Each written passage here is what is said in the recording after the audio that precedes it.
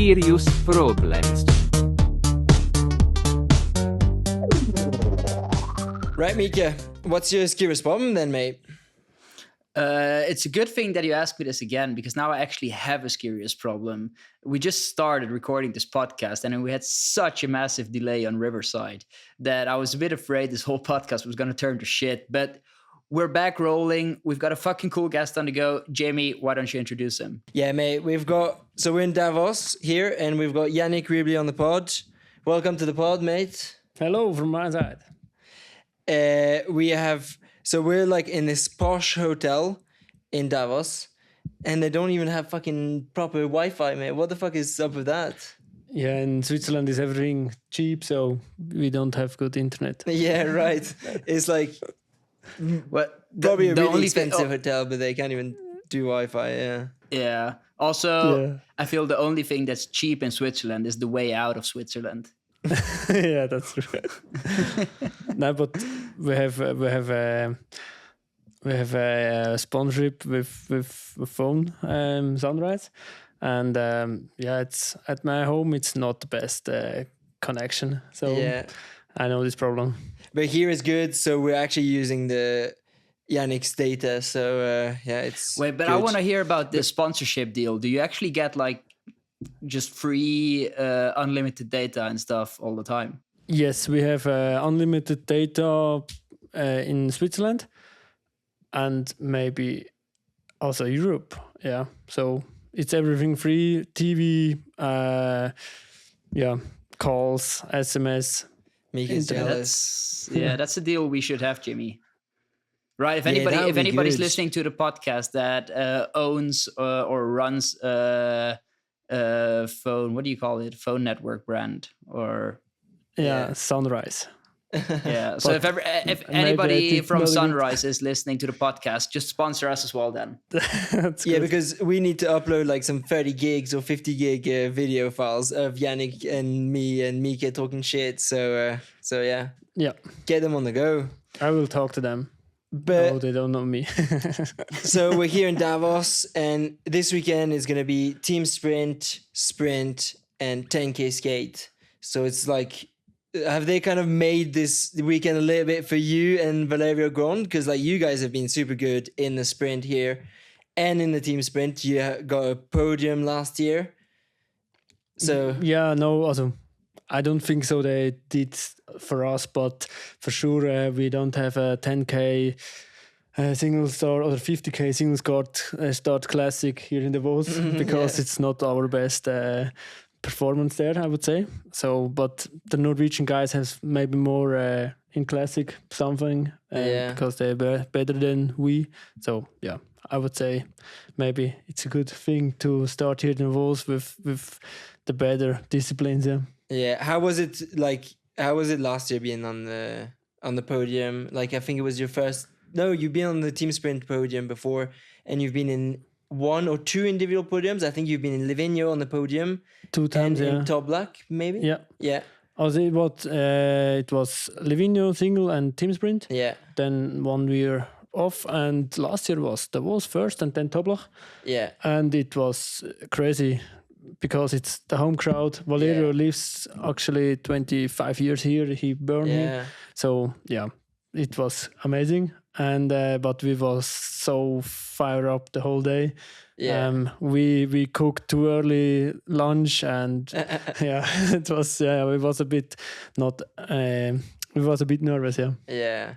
But where do you come from then? You don't live here. You live like a little bit, or you have a house here, an apartment, or? I live here with my sister, and she's the girlfriend of Jason Riersch. Okay. They married. Oh, so you guys are like the Austrians as well. You're like. I know exactly which word you're searching for, but I'm not gonna say it. Oh yeah. Jimmy's just roads take the sweet home of Alabama like this. Yeah, exactly. I was gonna say your family tree is like a circle, right? Yeah, it's like no. Oh, my uncle is also my half brother, and no, it's a fun story. So when I start from beginning, I come to Davos in 2014, and I learn here farmer for 4 years. Yeah. And then I stay here because we have really good condition to train and everything. And the whole whiskey lives here, I would say, Yeah. 90%. And then I had training with Jason Riersch. He's 4 years older than me. I was a young guy. And then I told in the training, hey, my sister comes and visit me, but I'm so tired I had to sleep after the lunch. And then he told me, yeah, I go drink a coffee with her. And he's 6 years older than she. And then, okay. Then he texts her. And then I bring it to the Migros. So Migros is there we Supermarket, can. Yeah. And he pick it up. And now they are married in next June. So perfect. Okay. Is it a good thing or a bad thing? For me, it's good because she's really happy, and when she's happy, then I'm also happy. So Yeah. and he's a good guy. So Mika also But has a does sister that- that's like 7 years younger than, or maybe 10 years younger than you. So if you're interested, maybe. Nah. But you have to like the farm. Like we're a bit too far west to do negotiations like that, mate. But That's now I'm curious. Do you also live together with Jason then, or is your sister just living Yes. with you? And then, Yes. yeah, so you're kind of third wheeling there all the time. The the apartment is from Jason, and he lives together with my sister. And I canceled my apartment in the summer because it was too expensive to be never here. So yeah. I was asking them for a room, and then now I live by them. It's good. Okay. But when you say never here, how often are you usually in Davos? It depends. In the summer less because then I'm in training camp and also a bit more farming. But especially in the autumn, snow farm and everything, it's we are the whole time here. So yeah, maybe I'm in the month 1.5 week I'm here, and 1.5 week training camp, and half to a week at home on the farm. But where is home? Where is that? Near to Lucerne, actually in the middle of Switzerland. Uh-huh. Yeah. In the middle of Switzerland, and How far away from here? 200 kilometers. Okay, yeah, so it's quite far because everybody on the podcast knows that you're also a farmer because we had Jan Thomas Jensen last week. They really wanted to milk your cows. What do you say to that? I saw Mika in the morning, and he told me, hey, yesterday we had podcast and Jan Thomas Jensen talk about you, and I was, oh shit, crazy, yeah. And then I saw it on Instagram, and I was really surprised because, to be honest, in my head, I'm just a guy who do sports and farming, and I always have the feeling they don't know me. So yeah, who is Janik Riebli? And I'm just a guy who is here, and I want to compete and everything, but I'm really calm. So yeah, and then. You see a video like, yo, my idol, Janik Riebli. Yeah, no, come on. You are so much better and everything. But it was a good thing too. I'm the farmer and everything. I'm really proud of this, yeah. Yeah. But you're also underselling yourself, mate. You're such a fucking good skier. Yeah. Yeah. But I'm really underselling me crazy. Yeah. But this is maybe my natural. Yeah.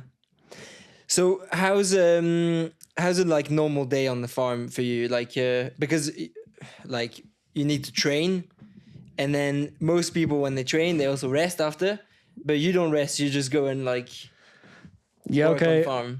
When I would tell you the most beautiful day at home, it's in summer, maybe August. Then I stand up at 4:30 and go to milk the cows up in the mountains. Really beautiful, with clear sky and perfect. And then the sun goes up, and you're sitting between the cows, watching the valley, and it's really great. And then you go back, eat breakfast, and then I go maybe running 2 hours. Then I go down to the farm, not up in the mountains, down and cut grass, or to bring the shit out or something and do something. And then I make this until 7 in the evening or 6, and then I go train again, 2 hours on roller ski. Oh, what the fuck? And in the next morning I stand up, 4:30. But it's crazy. It's nice. What time do you go to bed though? Maybe 9, 10, What the 10:30. fuck? Yeah. But yeah, it was 2 summers ago. I was 3 weeks on the farm because we have a big issue.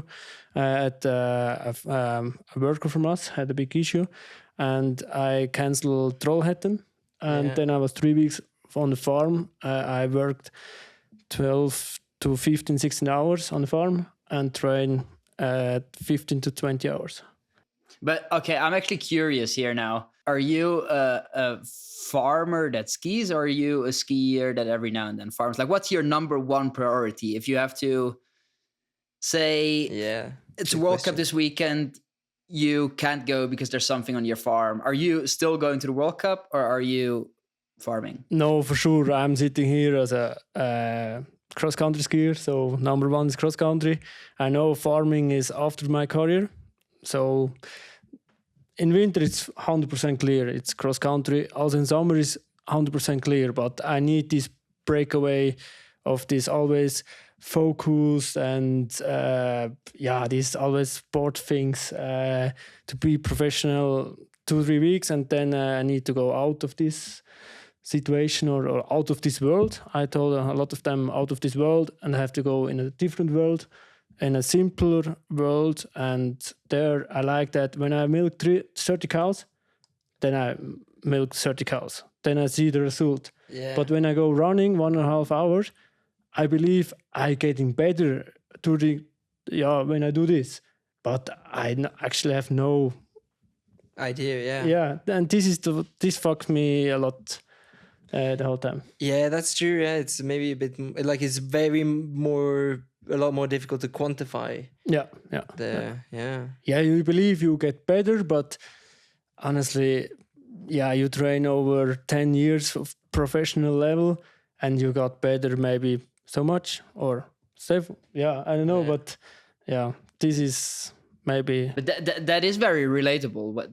What you're talking about, because that is literally what it is. You're actually working your ass off. You're trying so hard. You try to take all the right decisions, do all the right things. And then you do like all your tests and stuff, and they show, okay, I improved. And you're like, yes, I'm better. And it's good. And then you show up to the first race and you're like, oh, kind of pretty much as good as I was last year. Yeah, that's true. Yeah. Or everybody's better, maybe. I don't know. Yeah. But a coach of me told me he had a athlete, and they, in the first race, he asking her, "Hey, you're not nervous?" And she told him, "No, you're always maybe 10. You work great the whole summer, but you're always 10 places. Or places back or forth. Yeah. Every year. So we can increase the level so much or lose the level so much because it's quite stable." So Mika did it though. What? Mika was super shit one season, and then the season after he was fucking good. Yeah. It happens to some people. I But was quite okay before, mate. And then I was just really shit one season. And then I just quit being shit again after that one season. So I feel it's like easy to get up to, or not easy, it's never easy, but it's easier reachable to just get up to a certain level. But once you're on that really high level, where you also are now, Janik, it's just, I don't know, but I feel to close that last gap to the top guys, even though you're improving on sessions, even though you're improving on your tests and you do all the right things, it just, I don't know, it just feels like it's close to impossible. And obviously you're going to have that one day where like everything comes together and you are able to deliver your dream result, maybe even a victory. But to get that standard level up, to be like from this guy that's standard in semis and maybe sometimes in a final, to being the guy like, I don't know, Amundsen and Klæbo, they're like standard on a podium all the time in every race. It's just, I don't know, it's unreal. Yeah, no, that's true. Also we had Trondheim now, and it was crazy. So I was okay. I had a really bad sprint. Also, I had a bad sprint, and I was really not happy. But these guys are always there. This weekend, Yeah. and you think I train also. I give also my best, and everyone gives the best. But what? Crazy, yeah. Yeah. And we was this summer in Norway, and we trained one training with Harald, and it was so interesting to see this mentality and everything. Yeah, it's crazy. They are also cooking with water, and they train also really hard. But there is something. They are made for this. Yeah. So maybe and we are also made for this, but on a other level. I don't know. Yeah, that's true. It's a good way to put it. Yeah. Oh, also cooking with water. That's what I'm remembering. That's a good way to put it. Is that actually not a French or an English saying? Because it's definitely a German saying. It's not a French saying, and I don't think it's an English saying. No. What? Okay. Cooking with water. Aha, ja, also we say in Swiss German, we say, ja, die kochen nur mit Wasser. Yeah, no, but it's very, exactly. I can see it. Something I was going to talk about is, so last weekend, or the first two World Cups, there's been quite a lot of exotic nations that try to qualify for Olympics. Exotic is just basically nations that haven't met the basic quota in the World Champs in Trondheim, get a chance to meet the quota in the races here. And there's going to be lots this weekend, I'm guessing, on Sunday. What do you think about that? Like all these nations there, like the difference between the level that like we the have and their Filipinian level guy. is exactly. I was kind of sending that to Mika because I know he's been talking to media about it. And also, Jimmy really wants me to get cancelled. That's why he's saying this. I want this podcast to be interesting, mate. So go on, mate. Tell us what you think about it. Oh, mate, you're putting me on the spot here right now. No, but come on. I mean, we should be honest as well. It's a World Cup. It's the highest level in cross-country skiing. And then we get people on there that haven't even skied for 4 weeks in their entire life. Like, if you can't ski down a fucking downhill, you've got nothing to do on a World Cup. That's just my humble, uneducated opinion. But we don't make the rules. Somebody that partially supports the podcast does, though. Maybe this falls in that partially segment where they just partially support it. But no, I mean, I could go on about this forever and ever. I actually had Matt C. Smith sending me a message about it the other day. I think he also agreed with me that this Filipinian dude had just nothing to do in the World Cup. And I think we should embrace that more people and more nations want to do our sports. But I think that the sport of cross-country skiing gains more if we embrace small to middle nations to educate them in training, to educate them in ski waxing, to actually make the not such good skiers better skiers, but to just get amateurs on a race that's like supposed to be the highest level you have. Like, come on, that's not like, just imagine that in the qualifiers for the football World Cup, all of a sudden you get like a under 17 team from Ramsau playing in there. It's like, no, it just doesn't happen. No, I agree. And I think I think there's a limit. I think it's good to include lots of nations, but there is a limit where it is the Olympic Games. And if you want to go to the Olympic Games or even on World Cup, you need to commit to your dream and you need to like train for it and dedicate enough energy. And I think you can't just go to Olympics just because you think it's an easy sport to do it and just train for a few years and do it. It's the elite of the world. What do you reckon, Janik? Yeah, so in this thing, I started in Mustard 20k Ruka, and I was in these guys with 92. My start number was 92, so the first downhill was quite scary because they make this snow plow, and I was okay. I have to go as fast as possible out of this dangerous zone. So but I never think about stuff like this because I always told me, hey, I have to look on my performance and I have to be ready for my race. Yeah, for sure. So I would say it's critical to say something, but also I've no thinking about this. Janik, you're on a gossip podcast about cross-country skiing. There is no not having an opinion. You do have an opinion, and we want to hear it. Throw it out there. There is no, I just focus on skiing fast. It's just like you're with it or you are against it. That's the two options. Yeah, no, I've really be honest. Okay, maybe first thing, my English is maybe too bad to say something, but I also have nothing to say. I'm the same with you. They need to have a level to ski safe, because especially in Ruka, this downhill, it was also not so safe for us. It was really a high speed and ice and everything, and. It's what they win with this World Cup start. I don't know, because the goal is that they can get lower fist points. No, they can get a quota for the Olympics. Yes. Okay. But they get that by going under 300 fist points, if I'm right. Jimmy, correct me if I'm wrong. But if I'm not entirely wrong, then the World Cup is not the only place where you can go under 300 fist points. If you have 800 fist points in your list or 700 fist points in your list and you do an Alpen Cup, you'll most likely get under 300 fist points. So the reason it's like this is because you can only unlock a quota for Olympics on the World Champs or Junior World Champs or on the 23 World Champs.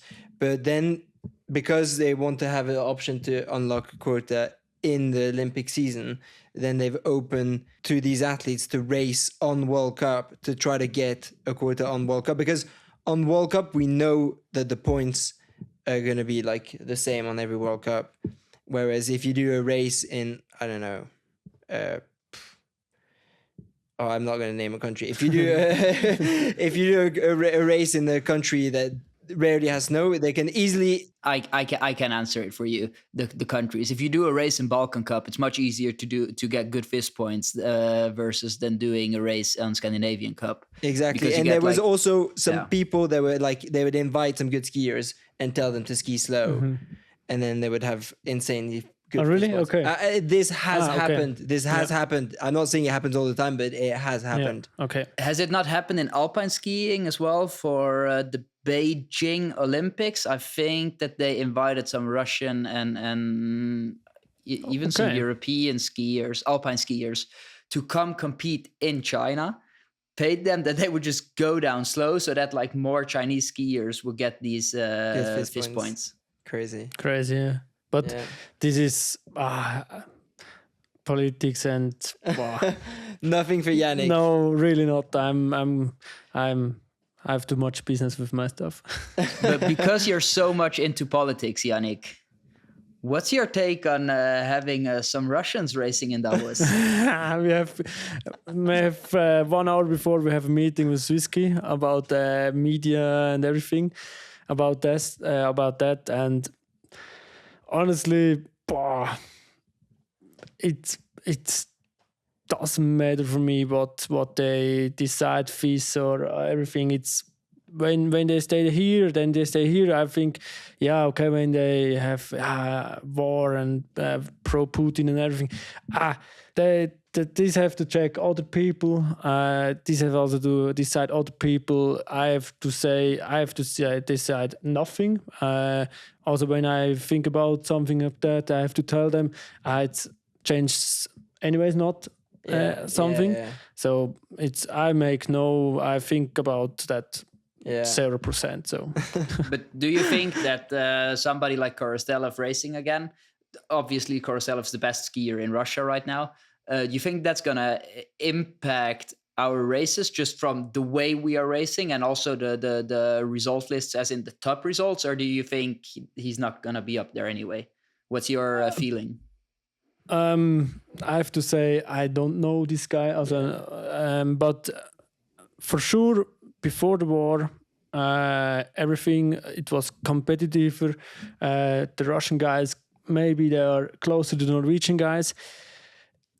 for then when we let everything away, just competing and results, then it's maybe would be more interesting for cross country skiing when the Russians are here, and to compete against us, and this would for sure more interesting. Yeah.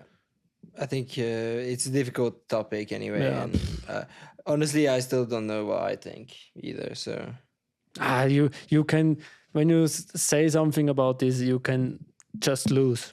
Oh yeah, mate. You know what's Jimmy? You know what's up with Jimmy? And already this statement by Jimmy just pisses me off so much, because Jimmy usually just lures these kind of questions in somewhere. He doesn't necessarily even ask him, but he just lures them in somewhere. And then he just makes sure that I will say something about it. So then we'll get some attention. And then if we're going to get shit, it's me that's going to get shit. It's not Jimmy, because Jimmy hasn't decided what he's thinking yet. Jimmy's such a neutral guy, you know? Jimmy definitely knows what he thinks. I can promise you that. The thing is, I change my mind all the time. I think it's, like you said, it's so good to have high competitiveness on the races and people that can like compete with the Norwegians, but at the same time you have to think about everything that's around the war and everything, and also the fact that the IOC and FIS banned Russian athletes. I kind of see it as a defeat from FIS to like now let the Russians compete, because it's a bit like, I'm so sorry, but Putin has won. And it's a victory for Putin in a way, because Russian athletes will always be used as political means, and athletes everywhere will be used as political means.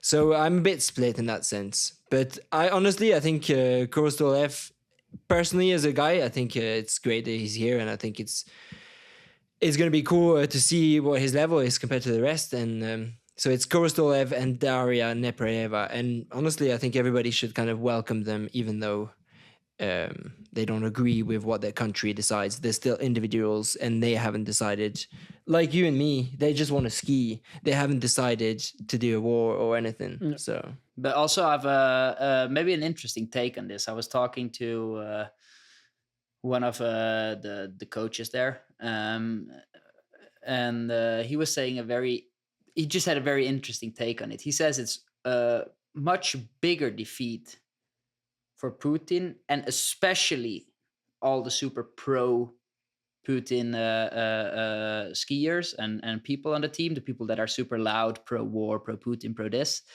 to have neutral athletes race instead of no athletes race. Because if no athletes will race, then it's like, oh yeah, see, the West hates us and they just don't want us to be part, and they're against us, so blah blah blah. But if they get neutral athletes to race, let's make an example. Now Daria Nepraeva gets to race when Veronika Stepanova does not get to race. Yeah, true. If Veronika Stepanova would have not been as pro-Putin as she is, would have just not had a stand on this, she would have gotten to race in the Olympics. So it's kind of a defeat for her now as well to see, okay, maybe it's actually not that good to be pro-Putin and pro-this all the time. Yeah, that's true. But you know what, Mika? We've talked a little bit about this, and we're going to get lots of hate from both sides now. So let's move on great. I can see it happening already. I'm a block every journalist on my phone. It's actually insane. But let's move on to the next topic. Do you want to tell us something? Tell us something about your cows, mate. How's I remember when we were at this races in France, and you were like showing me pictures of your cows, and you were like, oh mate, look how it looks good, and oh, this is my patients that I work with every day, and like, do you remember that? Yeah, I remember it. Also, I have my favorite cow on my screen. Yeah. That's your favorite. So you have a favorite cow? Yeah. Show it to the camera. Show it to the camera. Alice. Here. Alice. We can't see so much, but Alice. We can't see her. Yeah. Is she a good cow? Is she giving lots of milk? Honestly, she don't live anymore. Oh, fuck. Did she taste good at least then, or Yes. Terrible. we're also No, gonna it's- get hate for this, by the way. yeah. I know. No, but I have to explain. So we are a biologic farm. So Yeah. we produce Organic. cheese. We produce cheese, milk in the highest quality. So we feed only hay. Yeah, Hoy, yeah, hey. And it's. I would say this is a circle when you work with these cows and everything, and we love them so much. And also now I can say to Jan Thomas Jensen, can I say in the camera? Yeah. I talked with my father, and he's really happy that you told something like this over me. So you can come, but I will do an official video when I'm back in the stall. Stall is Norwegian. Yeah. Yeah. But I really like when you visit us, and you can milk our cows minimum 2 times per day, so much as you want.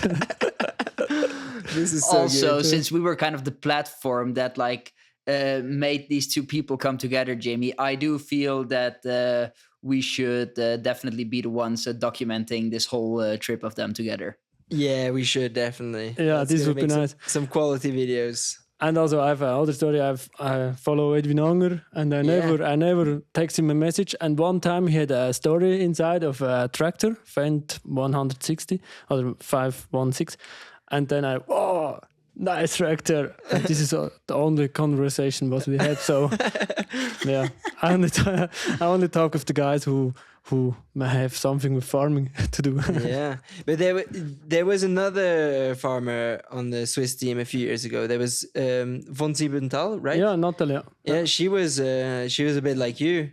Yeah, she was. We are quite same, I would say. Yeah.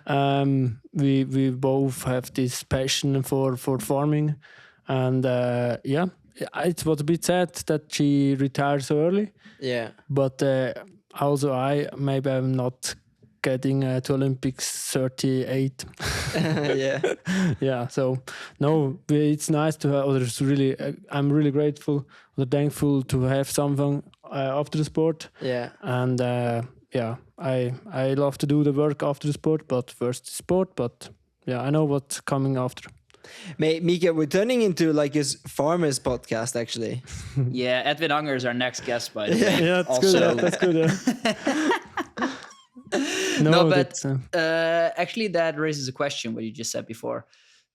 What's your game plan? What's your career plan for the next years? Do you know that already, or do you have no idea? Is it like, okay, I'll do these Olympics and then I'll be a full-time farmer, or I'm gonna do one more Olympic cycle, or or do you not have that? You just see how it goes. And then, official, I will do many years, but I have a plan. Yes, but it can be happen that following 27 it's done. Yeah. So I'm quite young still there, but we told before this sport world it's really nice, and I'm so thankful that I have this success and everything, and also I learned so many people, good people. But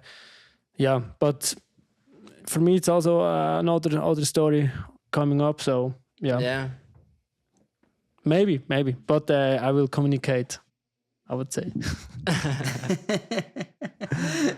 Nice. Then next topic, we have this one segment on the podcast where we ask every guest, you get to do one session in one place with two people, dead or alive. What are you doing? Where are you going? And who are you taking with you? It's your dream session. My dreams this is difficult. Okay. Yeah, for sure I prefer to take a woman, but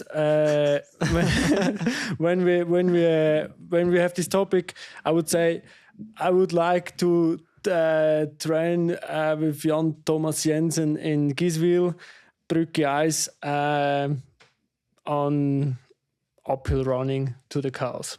But you can take one more person. So one more. It can be a woman as well. Okay. Oh no, this is hard to tell. Just say the first name that comes to your mind. He's because gonna get usually that's the cancelled as right well. one. Yeah. No, that's yeah. I would say I would take also Johanna Hagström. So yeah, Okay. yeah, yeah. Yeah, why would you take her? Yeah, okay, Explain. okay. Long story. We was at the York Games in Steg, and I asked her for a picture, and after that, yeah, I don't think so. She remember it, but my English was really bad, so really bad. Also, I read some words on my hand. Yeah, you don't see it. Celery. Wait, Celery. what's the other word? Celery means loan und nicht Gemüse, also not vegetable. So yeah, this is all the story. But yeah, I was running behind my coach and Valerio, and they talk about 10 minutes about celery, and I was thinking, what the fuck? Why they talk about vegetables over 10 minutes? And so it's not celery is yeah, maybe Mika, you have to explain. So I don't get it. Celery. I think it's even the English word for the vegetable. No, it's like it's celery, a vegetable. Yeah, It's the same. Yeah. Yeah. But celery is also the celery. Is Yes, salary. Salary and celery. Okay. Then I'm not so wrong, but they talk about the salary. So yeah. This is one sort. But back to Johanna, and then we we Skyped a bit. And then she texts, she say a sentence. Then wait, I have to go Google Translate. I was typing my answer. You mean this? She said yes. Okay. Yeah. So maybe now I speak a bit better English, and also my teammates maybe they are quite interesting to see how I speak in English now. So maybe when she and Jan Thomas Jensen at my farm, why not? Yeah, that sounds like a good plan. That's a good plan. Also, the only question I'm asking myself here right now: how is Vebjørn Moen feeling about this? I was exactly thinking the same. She has a boyfriend, and we know him. I know. We know him quite well. Yeah. I know. Yeah. but see, this is like a Swiss farmer from a mountain, like strong. He's got like them cows. There's no competition for Janik Riebli. Like, what's competition? You know, Vebjørn Moen's just a city boy, so mate, you've got it. Yeah, I just was only honest. So yeah. No. Yeah, that's good. Good. We like honest people. Anything else you want to tell us, Janik? No, it's good. Yeah. Well, looking forward to the races this weekend, and it'll be cool to see how you guys do in the team sprint again. You were second or third last year? Second. Second, so got to beat that this year. Yeah, but there are other strong teams at the start, so Yeah, for sure. maybe Great Britain or something. And you will be racing on Sunday as well? Yes, I will do 3 races. Yeah. Machine. See, but this is also what I like about the Swiss sprinters. You never bitch around. You just always do like all these distance races as well. And then actually you're quite good in some as well. Like especially Valerio. He's fucking good in some distance he's races. really good. Yeah. But I have to watch on my lungs. I have for many years problems with my lungs. So when the temperature too cold, then they are reacting really strong, and then I have so less power. Or also to breathe, I have no chance. So yeah. Then this is why I do less distance races also, and I'm also not so good like Valerio and distance and everything. So yeah, but I still want to improve. But yeah, first goal is for sure team sprint, and when it's everything okay with the lungs and Sunday, then I will enjoy the race. Yeah. Sounds good. Right.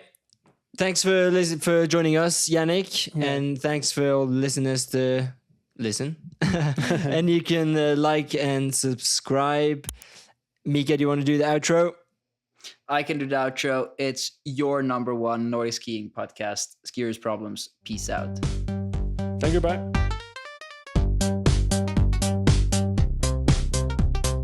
Skirious Problems.